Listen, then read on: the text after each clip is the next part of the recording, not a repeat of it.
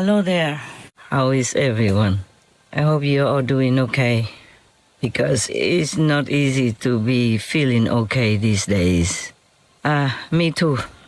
I just want to talk to you as a friend, as another citizen of the world, telling you what I do, how I feel. But it's not easy these days. I want to tell you some nice things and stuff that I do, but it's sad when I have to look into the news to find good news for you and select, useful news for you, like tips for your health and how people are using what material to cure some of their illnesses without medicine, because sometimes medicine scares you. There's always some side effects, and not everyone can afford to even buy the medicine. The majority of people in the world are not well off. The lesser majority must sometimes ignore the pain and illness because they can't afford a personal doctor, or in many countries they don't have the right to go to the hospital if they don't have money. That is the thing, It's very saddening for me to look at the world around us, because there's nothing I like, nothing that I want people to live in, to accept, to feel happy and content with, because they are just normal citizens, and many of them are under the poverty line. Sad to say. There are many NGOs and many private organizations that are helping a lot in different kinds of fields: financial, food, supply, housing, but it's never enough. Also because the human population is increasing easily. Sometimes I look at the food they eat or in the restaurant. I see so much food we need, so many food, condiments and all kinds of things that people demand for a good taste. And I wonder how our little planet can supply all that for billions of people. For example, when I see an Indian man, a real, genuine Indian man, to cook his meal. One time I saw it on the internet.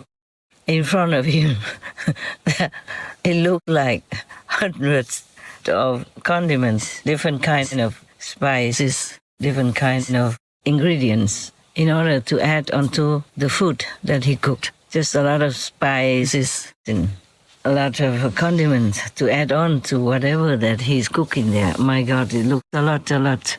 And of course, the food will be rich and delicious. But I was wondering, how does the earth provide all this?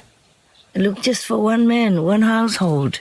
One household needs so much already. Not I don't need that much. But just to cook an Indian dish, you have so many spices, so many fragrant powders to add on to your cooking in order to make it really rich and delicious.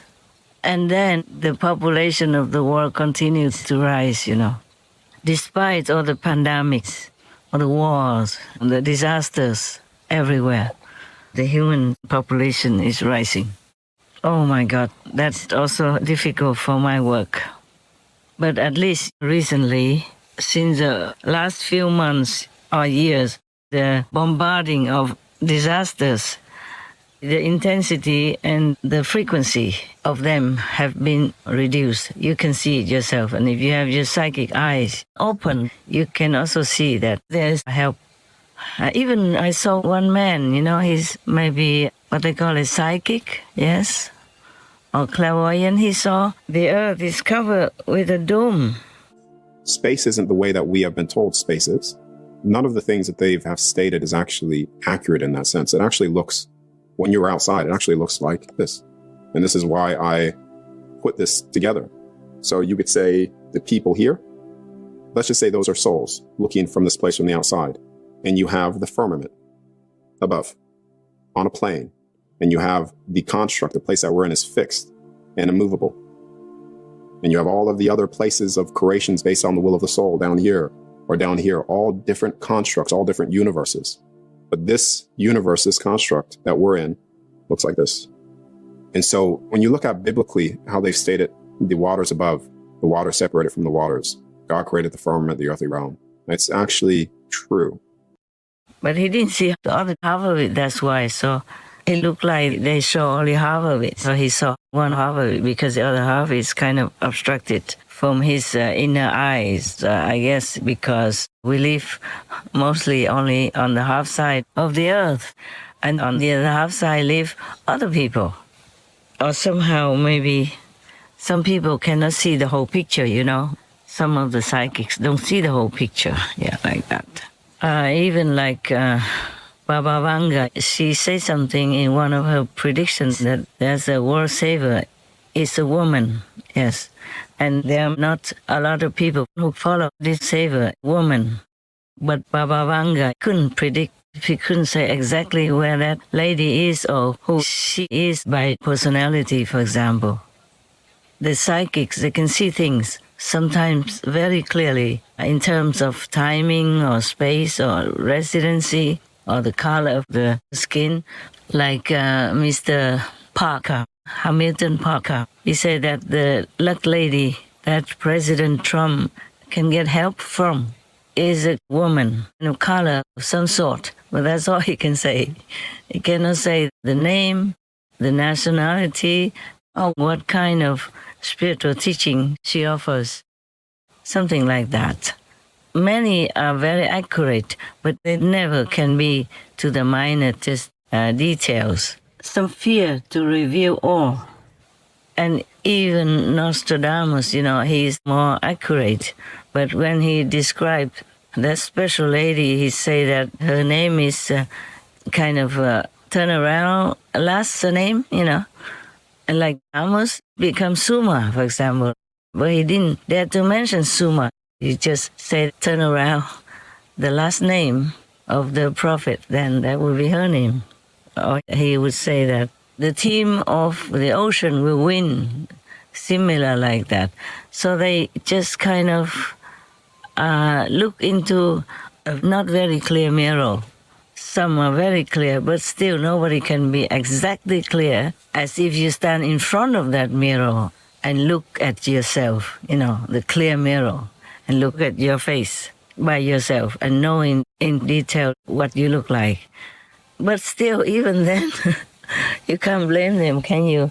Many mirrors, they don't reflect the reality either.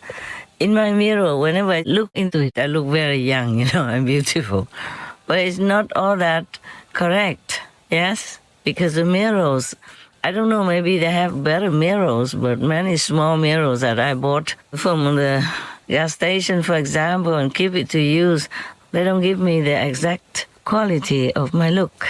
Sometimes they make you look better. Some other mirrors make you look worse. So it depends on your luck. And you just have to accept it, whatever it is, okay? And sometimes the camera and the video also don't give you the exact details of your look on your face or something like that. But it is good so nowadays. Anybody can become pretty, yeah? The mirror makes me look pretty, but I don't think I look that pretty. Because when I compare, you know, like the hands outside and the hands in the mirror, they're different. Also, the karma, you know, and all kinds of things will make you look different than the way you want to look. Just a minute, I check if this record works. Yes, all right, it's working. Karma also makes you look different from day to day. Some days you look better, some days you look worse. It doesn't matter, we don't live here long.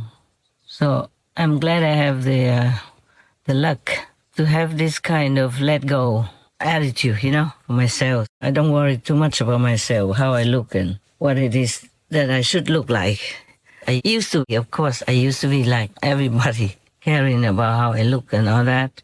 And then especially when I became the master, you know, taking over this job, then I had to take care that I look okay for the camera.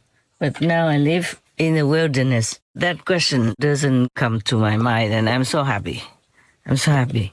I don't have to care about what kind of clothes I have to wear today. Or clothes that I wore In the past years, up to the year I became a hermit, they all had to be worn. I wasn't free to choose the clothes that I wanted to wear. It was exactly, you can say, dictated, controlled by heaven's will. But now I'm in the wilderness with just a little recorder. I don't care because nobody looks at me. I'm not sure if I go out in the public again, I will worry about that or not.